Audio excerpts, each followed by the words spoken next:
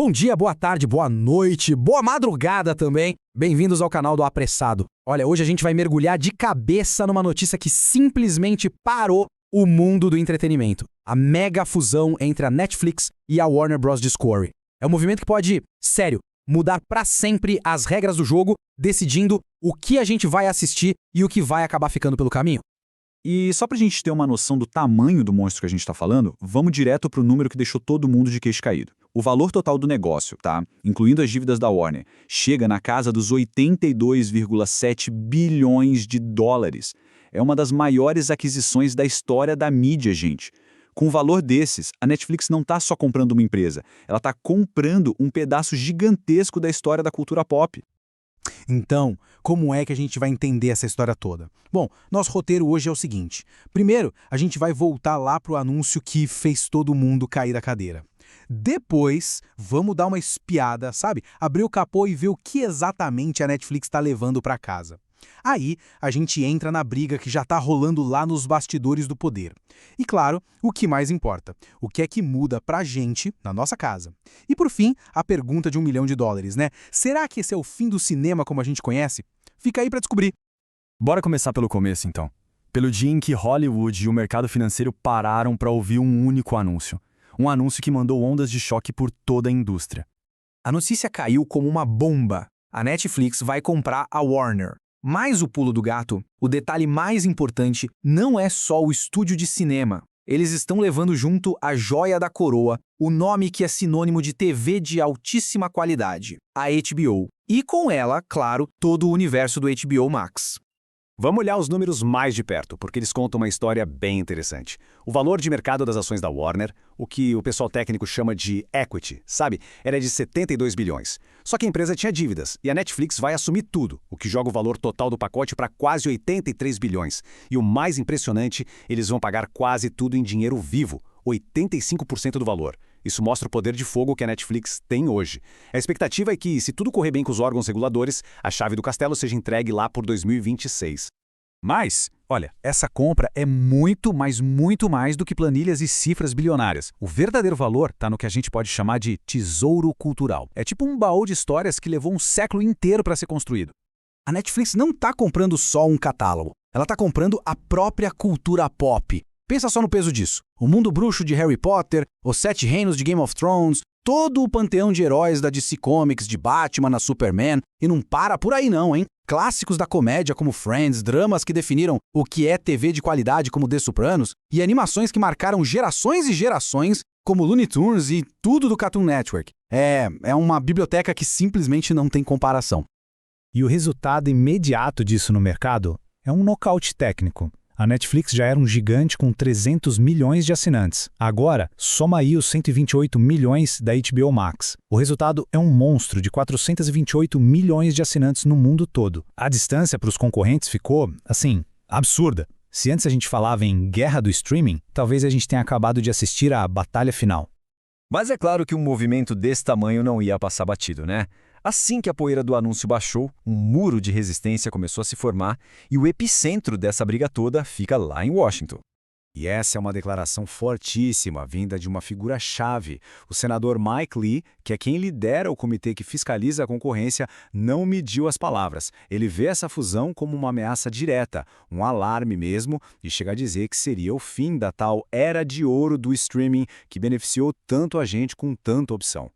Então a batalha está desenhada. De um lado, a Netflix argumenta que essa união é boa para todo mundo. Mais conteúdo, pacotes com mais valor, mais empregos sendo criados. Do outro lado, o governo e os críticos estão de cabelo em pé.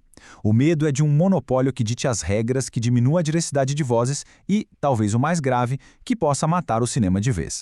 Essa é uma briga de gigantes que a gente vai acompanhar muito de perto.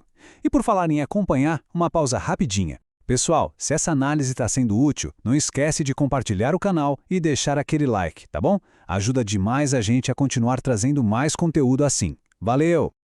Ok, a gente já falou de bilhões de dólares, de política, mas no final do dia a pergunta que não quer calar é: o que muda na prática para quem paga a conta todo mês e senta no sofá para assistir?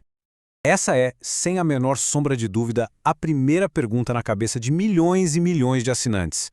Afinal, um serviço tão icônico, com uma marca tão forte, vai simplesmente sumir do mapa?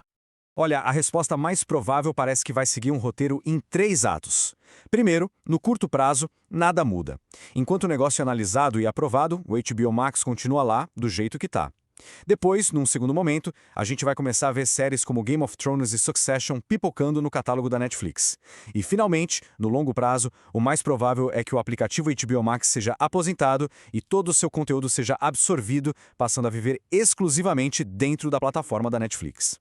E claro, vamos falar de dinheiro, do nosso dinheiro. O que vai acontecer com o preço da assinatura? Os especialistas já estão fazendo as suas apostas. A Netflix pode simplesmente aumentar o preço atual para ajudar a pagar essa conta bilionária. Ou, e essa é a aposta de muita gente, eles podem criar um super plano, um combo Netflix mais HBO que custaria algo entre 20 e 22 dólares. E isso criaria um efeito dominó, forçando a Disney e a Amazon a se mexerem também para não perderem assinantes. Mas, para além do preço que a gente vai pagar, existe uma discussão muito maior, uma que toca lá no coração da cultura. Será que, nessa ânsia de dominar o streaming, essa fusão pode acabar matando a magia do cinema? Quando um diretor do calibre do James Cameron, o cara por trás dos filmes de maior bilheteria da história, quando ele usa a palavra desastre, a gente precisa prestar muita atenção. A preocupação dele e de muitos em Hollywood é que a filosofia da Netflix, que é focada no streaming, possa simplesmente aniquilar a experiência cultural de ir ao cinema. E no centro dessa preocupação toda está um choque de culturas. De um lado, a gente tem a HBO, que sempre foi sobre curadoria, sobre transformar séries em eventos culturais, com lançamentos semanais para gerar discussão, para todo mundo comentar. Do outro, a Netflix, com sua lógica de produção em massa, de conteúdo para a gente maratonar, onde o que manda é o algoritmo e as horas assistidas. A grande pergunta é, nesse novo império, qual filosofia vai prevalecer?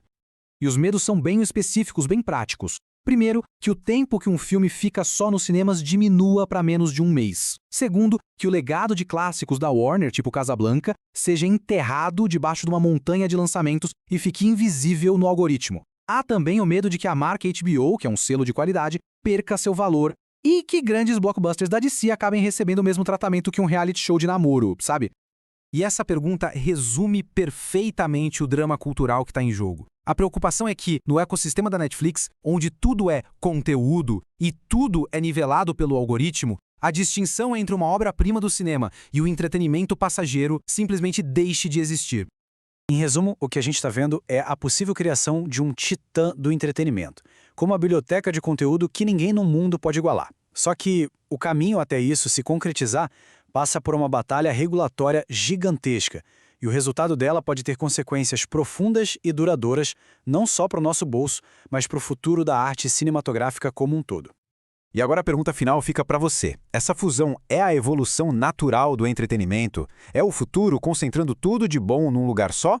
Ou será que a gente está testemunhando o começo do fim do cinema e da diversidade de histórias? Deixe a sua opinião aqui nos comentários. A gente se vê na próxima.